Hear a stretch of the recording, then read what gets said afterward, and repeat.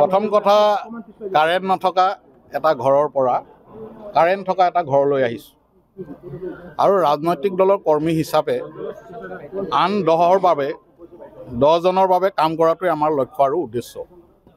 আৰু যিহেতু কংগ্ৰেছ দলত এই স্থলটো আমি যোৱা সময়খিনিত দেখা নাপালোঁ। মই 30 বছৰ কংগ্ৰেছ দলত সেৱা কৰিছোঁ। 1995 চনত মই NSUI ডিষ্ট্ৰিক্ট প্ৰেছিডেণ্টৰ পৰা আজি ৰাতিপুৱা 12 বজালৈকে মই অসম প্ৰদেশ কংগ্ৰেছ কমিটিৰ সাধাৰণ সম্পাদক আছিলোঁ। আৰু আজি দুপৰীয়া 12 বজাৰ পিছত মই মোৰ মাক সোধা নাই। আপোনালোকৰ জ্ঞাতাৰ্থে মই জনাইছোঁ, মই লোৱা সিদ্ধান্তটো মই বিশ্বাস কৰোঁ মোৰ মায়ে সুখী হ'ব। গতিকে মই মোৰ মাক নুসুধাকৈ মোৰ বিবেকক সুধি এটা সিদ্ধান্ত গ্ৰহণ কৰিছোঁ আৰু এই সিদ্ধান্তটোৰ প্ৰতিফলন আজি ইয়াতে ঘটিছে। গৌৰৱ গগৈ যিহেতু পূৰ্বতে কোনো যোৰহাটত তেনেকুৱা ধৰণৰ কোনো নিৰ্বাচন খেলা নাছিল, তথাপিও তেওঁৰ টিকট যিটো প্ৰাৰ্থিত্ব দিয়া হ'ল, তেওঁ কিহৰ ভিত্তিত আচলতে দিলে বুলি ভাবে? গৌৰৱ গগৈ ডাঙৰীয়াক ৰাজনৈতিকভাৱে তেখেতক একেবাৰে শেষ কৰি দিয়াৰ এটা চক্ৰান্ত চলিলে কংগ্ৰেছ দলত, যাৰ কাৰণে গৌৰৱ গগৈ ডাঙৰীয়াক যোৰহাটলৈ প্ৰাৰ্থী হিচাপে প্ৰক্ষেপ কৰা হৈছে। এই কথাটো অপ্ৰিয় হ'ব আজি তাৰিখত শুনিবলৈ, কিন্তু এইটো আচল সত্য। আৰু মই আজি কৈছোঁ খুব দুখেৰে যে কংগ্ৰেছ দলত 30 বছৰ কাম কৰি আহিছোঁ যে কংগ্ৰেছ দলৰ নেতৃত্বৰ ইউনিটিৰ অভাৱ, যাৰ কাৰণে কংগ্ৰেছ দলটোৰ আজি তথৈবচ অৱস্থা হৈছে।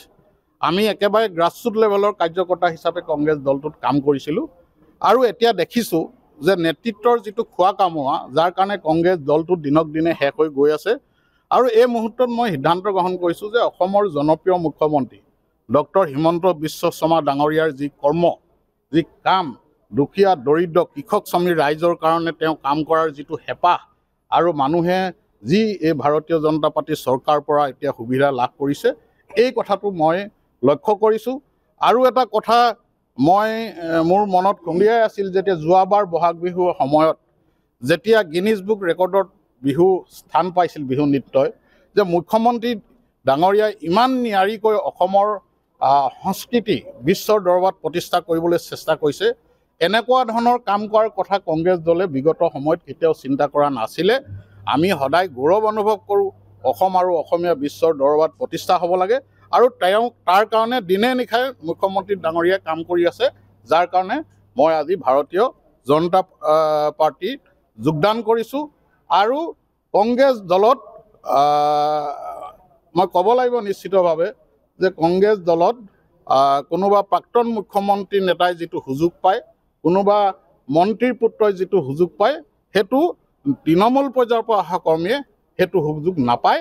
মাত্ৰ এটা লেভেললৈকে এইটো সুযোগ পায়, তাতকৈ ওপৰলৈ যাবলৈ বিচাৰিলে তেখেতক ৰাজনৈতিকভাৱে হত্যা কৰাৰ ষড়যন্ত্ৰ চলে কংগ্ৰেছ দলত।